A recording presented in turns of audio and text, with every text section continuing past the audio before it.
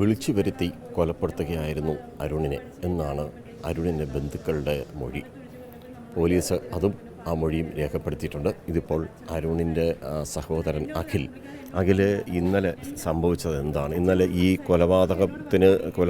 കൊലപാതകിയായിട്ടുള്ള പ്രസാദ് നിങ്ങളുടെ വീട്ടിൽ അരുണിനെ അന്വേഷിച്ച് വന്നിരുന്നു. അയാൾ എന്തൊക്കെയാണ് പറഞ്ഞത്? ഇന്നലെ വൈകിട്ടൊരു 5-5:30 അടുപ്പിച്ച് വന്നിരുന്നു വീട്ടിൽ. എന്നെ അനിയനെയും പുറത്തിറങ്ങാൻ സമ്മതിക്കത്തില്ല, എവിടെയെങ്കിലും വെച്ച് കിട്ടിയ കൊന്നളയെന്നായിരുന്നു ഭീഷണിപ്പെടുത്തിയിട്ട് പോയത്. പിന്നെ അത് കഴിഞ്ഞാണ് കുറച്ച് അറിയുന്നത് അവനെ കുത്തിയെന്നൊക്കെ.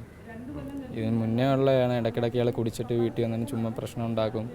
അങ്ങനെ ഒരു വട്ടം ഇങ്ങനെ അനിയും കൊണ്ട് കേസ് കൊടുത്തതാണ്. അങ്ങനെ ഇരട്ടൻ സ്റ്റേഷനിൽ ഒരു വട്ടം ഇങ്ങനെ കേസ് റിപ്പോർട്ട് ചെയ്തിട്ടുണ്ട്. പിന്നെ അതിനുശേഷം കുറേ നാൾ കുഴപ്പമൊന്നുമില്ലായിരുന്നു. ഇന്നലെയാണ് പിന്നെയും കുറച്ച് മാസങ്ങൾക്ക് ശേഷം വീട്ടിൽ വന്ന് പ്രശ്നം ഉണ്ടാക്കി കുത്തുന്നൊക്കെ പറഞ്ഞ് ഭീഷണിപ്പെടുത്തിയിട്ടൊക്കെ പോയത്. ഈ പെൺകുട്ടി എങ്ങനെയായിരുന്നു ഈ അരുണിനോട്? പെൺകുട്ടി എന്ന് പറഞ്ഞാൽ കുഴപ്പമില്ല, അവൻ്റെ എല്ലാ കാര്യത്തിനും സപ്പോർട്ട് ചെയ്യുമായിരുന്നു. നമ്മളെ അടുത്തും നല്ല രീതിയിലൊക്കെ വയ്ക്കുന്നത്. അച്ഛൻ്റെ ഒരു ഇത് കാരണമാണ് പെൺകുട്ടീനെ ചേച്ചി വീട്ടിൽ കൊണ്ടാക്കിയിരുന്നത്.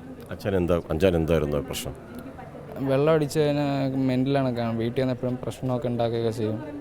പെങ്കൊച്ചിനെ ചുമ്മാ അടിക്കുകയൊക്കെ ചെയ്യും. അങ്ങനെ പെങ്കൊച്ച് അങ്ങനെയാണ് കൊണ്ട് വീട്ടിൽ നിന്ന് ഇറങ്ങി വന്നപ്പം അനിയനും പെങ്കൊച്ചും കൂടെ കൊണ്ട് കേസ് കൊടുത്തത് ഈ അച്ഛൻ്റെ പേരിൽ, പെണ്ണിൻ്റെ അച്ഛൻ്റെ പേരിൽ.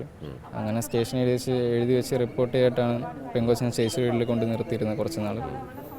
ഇന്നലെ ഇപ്പം അങ്ങോട്ടങ്ങോട്ട് വിളിച്ച് ചെല്ലുന്നും പറഞ്ഞ് പോയതാണ്, സംസാരിക്കുന്നും പറഞ്ഞ്. അവിടെ വെച്ചാണ് അന്നേരം ഇങ്ങനെ സംഭവം നടന്നത് ഞാൻ പിന്നെ അറിയുന്നത്.